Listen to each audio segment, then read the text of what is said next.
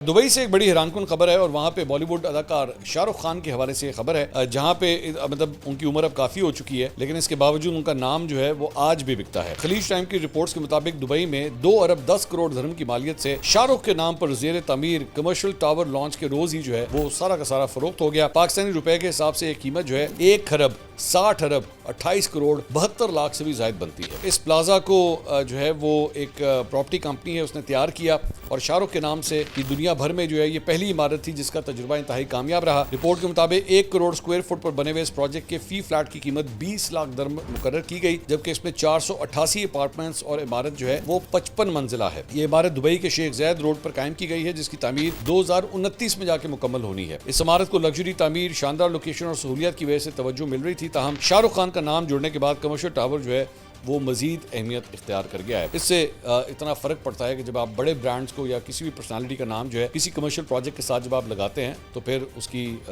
जो resale value है उसमें कितना इंक्रीज हो जाता है।